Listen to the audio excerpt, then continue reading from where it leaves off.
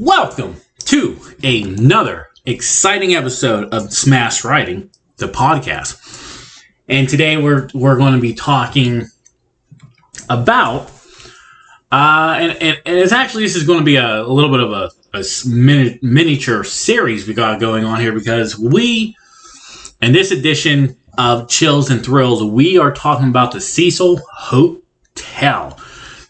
Now, 2021 has been a year for Cecil Hotel to be brought back up in the public's eye and everything like that. Earlier this year, actually released on Netflix, which is what we'll be talking about first in this episode, released on February 10th, 2021 on Netflix. It was called The Crime Scene, The Vanishing at the Cecil Hotel. Now, if you guys haven't heard about this show and what makes the Cecil Hotel seem so famous, when it, you could think it's just another hotel. Well, this is one of these hotels where it has so many stories to it, both coincidence, both paranormal, you name it, it has it. So, over the next couple of weeks, we'll be breaking down the shows that have talked about the Cecil Hotel. More importantly, the two that came out just this year. The first one up to bat is, of course, The Vanishing at the Cecil Hotel, which is the Netflix show. Now, this docu-series has 4 episodes between the running time of 51 to 58 minutes. So the entire series is roughly about 4 hours long. And the episodes break it down, beginning, middle, end. You got 4 episodes. You got the first one, Lost in Los Angeles. 2, Secrets of the Cecil.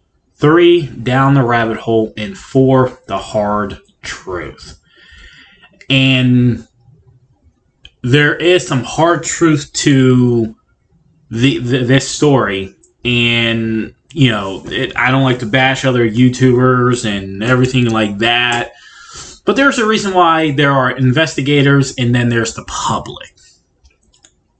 And the series kind of breaks it down of all sorts. So in 2013, let's go back to the beginning. In 2013, the series is based on the 2013 disappearance, then rolled suicide of Elisa Lam.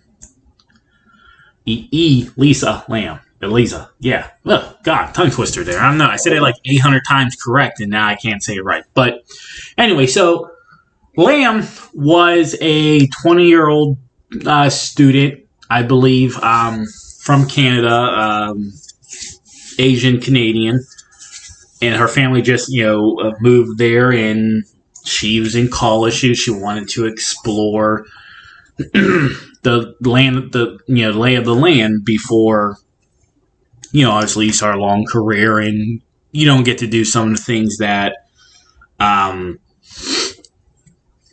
that you would want to do in later, if you wait later in life. So you start off with the episode 1, Lost in Angeles, where basically it talks about her wanting to go to LA, and she finds the Cecil Hotel and, where she stays. And it's a perfect, apparently from advertising, it's the parent locations. She was a blogger, everything like that. It was all, everything was good. Then the next episode really focuses on the secrets, it's under the banner Secrets of the Cecil. And basically they start to explore the ideas that they talk about, the history of, this was back in the 20s. This hotel was a really, really uppity type of hotel. And this was the place to be. But then throughout its history, from the 20s actually going into the 30s and up, it has had a jinx, a curse, whatever you want to call it, it has it because there's been death after death, suicide, murders, whatever. It's been people have been dying at the Cecil Hotel. Now they start to break it down to the fact that, you know, maybe it's not jinxed. Cecil Hotel is in the middle of what they call Skid Row, which is apparently one of the worst parts of LA there really is. Waves and waves of homeless people. Just a real poor area in today's time. Not to mention that the Cecil Hotel also serves as a monthly type of hotel, extended stays and stuff like that, where it generally actually has residents who can afford to pay X amount of dollars for a room per day. They interviewed one person that lived there in the 80s. It was like $14 a day or something like that. All these things. So you had, you know, you didn't have rich people up and down the hotel. You had you had a mixture of people, and that's one, honestly, part of the problem is that you do have a mixture of people. So now Lamb goes missing randomly. Police comes in, and this starts to take place in episode 2 and 3, where now they're investigating the disappearance. You got the police releasing the footage. You got even the hotel manager, everybody that knows what's going on, saying they didn't doctor this footage. This doesn't make sense. Why did she disappear? You got the bunch of YouTubers that wanted to find out and say, oh no, this is what happened, blah blah blah. Once again, you know, it preaches to you that you may want to talk about it like I'm doing now, but I don't have facts. You know, and then they brought up, you know, this guy named Morbid Blackstar, aka Pablo. He got wrongfully accused of killing Lamb because, you know, he's into like this gothic rock and everything like that, and he seemed to be the prime suspect because he was talking about death the same time Lamb disappeared. However, through the investigation, and this is where you start to go into episode 4 as well, the hard truth, he had nothing to do with it.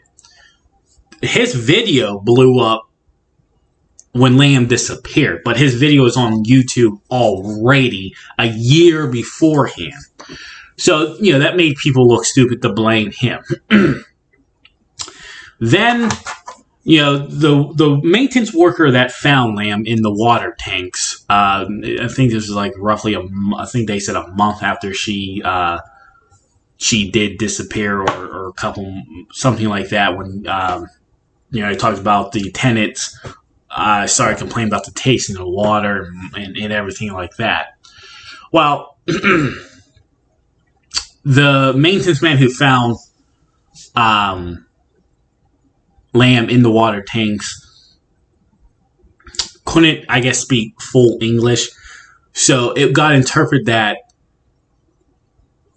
when he went up to the water tanks to inspect what's going on, the hatch was closed, and Lamb was found floating, facing upwards, I believe, which means in most cases that if you got that evidence in front of you that somebody put you in there, you drowned, and they closed the hatch. So once again, the YouTubers and everything like that went crazy with they don't want to fully investigate this and that. Meanwhile, you know, the police officers that were involved were interviewed and they told the stories and everything like that.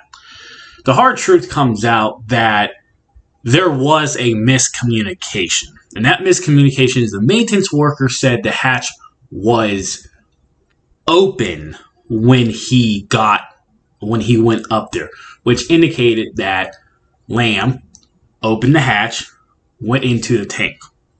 Then they were trying to explain, like, well, did she get forced to go up there?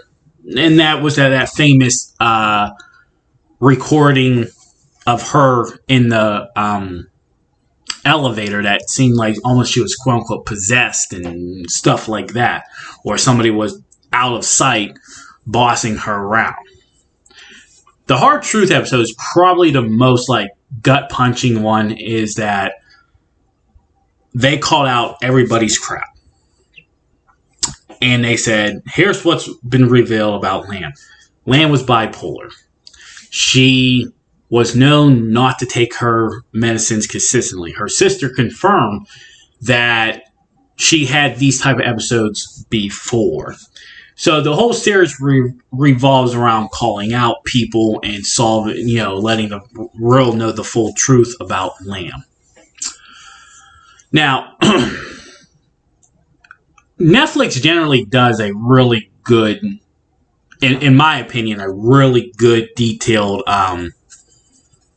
documentary about such situations and everything like that. And I think this is still one of the better ones. I'm not saying this is one of the best ones, but it's still, in my opinion, a good documentary series. It told a story. Now, some of the negatives, they said there was too much reenactment, and I don't really get bothered by reenactments because they did still put a lot of interviews, a lot of facts involved in it. It wasn't just, here we're just going to reenact everything. No, there was a lot more to it. And the series does do a good job at explaining everything and whatnot. Out of 23 critic reviews, they gave it an average of like 5 out of 10, 50%. I think overall it was a little bit better than that. I generally like to judge stuff that keeps me engaged, and this series really did. Here at Smash Writing, we have full-time jobs outside of this. So when we watch stuff and we get hooked on it and we don't want to finish it, like we want to finish it before we turn it off, to me, that's something that is good. And this series still continued to have that. Now, luckily for me, this only had 4 episodes. And I'm glad. It didn't need it, because if this was like a whole entire about the whole Cecil Hotel history, then I would completely understand that 4 episodes would just not be enough. There is so much to talk about when it comes to the Cecil Hotel. However, they focused on one particular case, and that was the most recent one, as far as I know, that involves death, and that was the Lisa Lamb, which I honestly never knew really anything about either. So, but overall, I want to give this particular series, I want to go 85% or a B+. It did do a lot of right. It did tell the story. It broke down every point of view that it could imagine. You had the cops telling their stories. You had the people inside the hotels telling their stories. You had Lamb's background that needed to be explored. They put it in the right timeline, like from beginning to end, how it should be. You got to see, how honestly some people got confused about what was going on with Lamb and everything like that, and making up their own stories because they thought they were wannabe investigators, which, like I said, us as the public and investigators, even in the court of law, there is a lot more to each story, and you just can't assume because you see what maybe a couple minutes of somebody's life. This was a tragic story, and I didn't really know much about. I'd never heard about this place even until honestly beginning of this year. Now that I looked up all the research to do it, I realized there's a lot to it, and there is some cool things to talk about, which we will in the next couple of weeks. But so overall, I'm giving this 85%. I do think this is, if you like crimes, if you do like, a history telling, I do think this is a good one for you. So not probably the best that Netflix can do, but a lot better than what most people are giving it. Now, next week, we will be talking about, on another edition of Chills and Thrills, we will be talking about the next show, a couple shows that talked about Cecil Hotel, and that's obviously the Ghost Adventure special, and another show that at first I didn't actually see, and then I looked it up, and then I had to watch it. So now it prolonged me recording all this stuff because there was more to talk about now. But until next time, guys, bye-bye.